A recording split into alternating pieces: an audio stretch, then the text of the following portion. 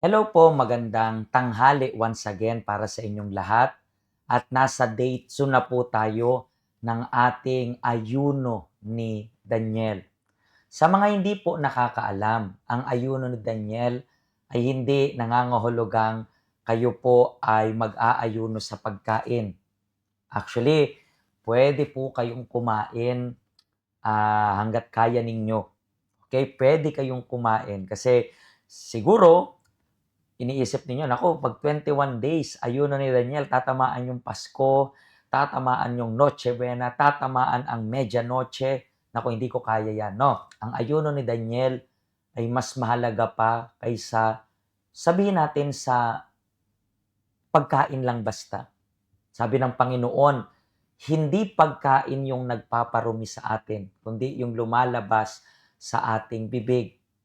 So, ang fast of Daniel ay isang ayuno na inspired dito mismo sa ayuno ni Daniel. One time, si Daniel yung nasa Babylonia siya.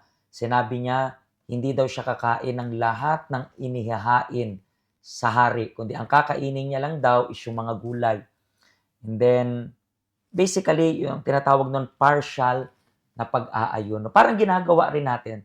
Hindi tayo nag-aayuno sa pagkain, pero sa lahat ng nagpaparumi sa atin. Bakit sinasabi natin na iwasan nyo muna yung social media this time? Bakit namin sinasabi na iwasan nyo munang na lahat ng pwede nating sabihin entertainment? Bakit namin ine-encourage kayo na iwasan muna? Kasi sa phones natin, sa tablet, sa computer, pwede ka nang makapunta sa impyerno. Kahit saan, nandun yung kasalanan. Abot kamay mo na yung kasalanan eh. So, iniiwasan natin ito para maging malinis yung isip natin, malinis yung puso natin sa pagtanggap ng pinakamalaking regalo ng Panginoon. Ano nga po ulit yung pinakamalaking regalo ng Panginoon? Tama kayo. Walang iba kundi yung Espiritu Santo. Pero bakit nyo nga ba gugustuhin? Bakit nyo nga ba nanaisin na matanggap yung Holy Spirit kung up until now, hindi mo siya kilala? That's the reason why sa second day natin for today, ito yung pag-usapan natin. Sino ba ang Espiritu Santo? Tama nga naman, bakit mo hahangarin yung something or yung someone na wala kang idea kung sino? Hindi tayo klase ng tao, hindi tayo mapapalagay kapag yung tatanggapin, unang-una sa lahat, walang gano'n, natatanggapin mo yung hindi mo kakilala sa bahay mo.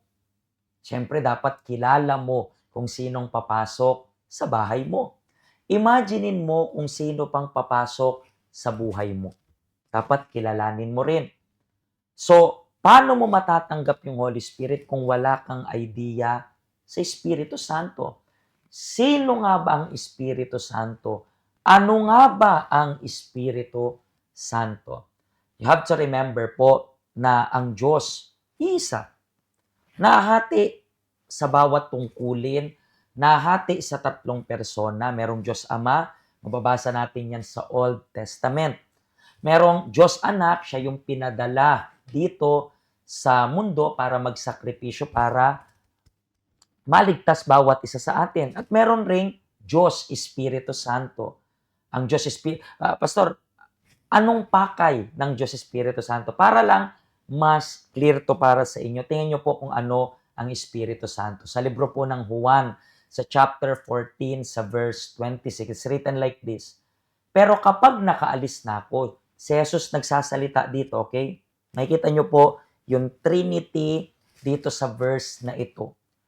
Kapag nakaalis na ako, yung Diyos Anak, ang tagatulong na walang iba, kundi ang banal na Espiritu, ang ipapadala ng Ama bilang kapalit ko. Dito na malalaman kung anong dapat niyang gawin.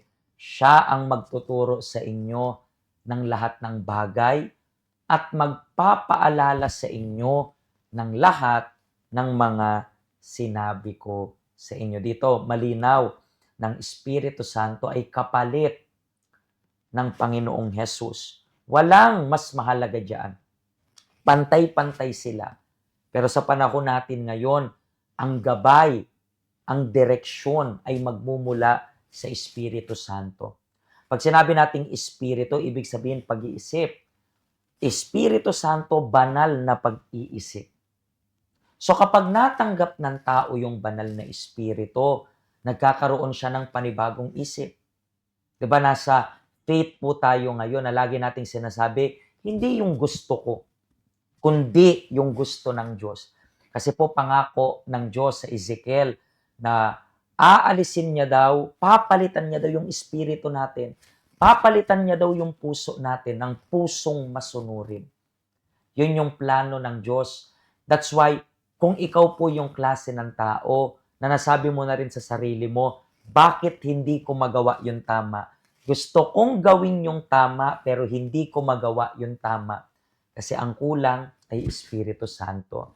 Kaya meron tayong pinopropose sa inyo, itong ayuno ni Daniel, na kung saan kikilalanin natin ang Espiritu Santo, magbabasa tayo ng salita ng Diyos, mas nanonood tayo ng mga programs para mas maintindihan natin kung sino ang Espiritu Santo, kung ano ang banal na Espiritu, kasi paano mo siya papapasukin sa buhay mo kung hindi mo naman kilala o hindi mo naman alam kung ano ang Espiritu Santo.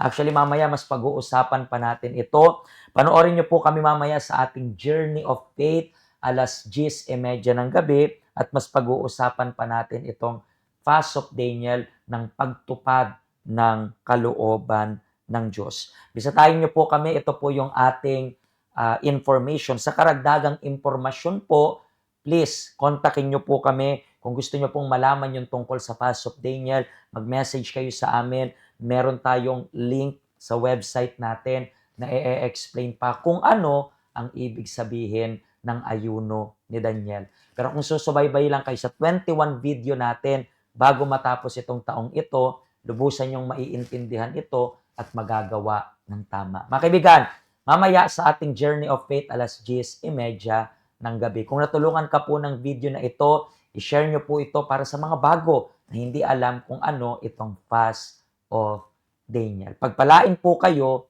ng Diyos.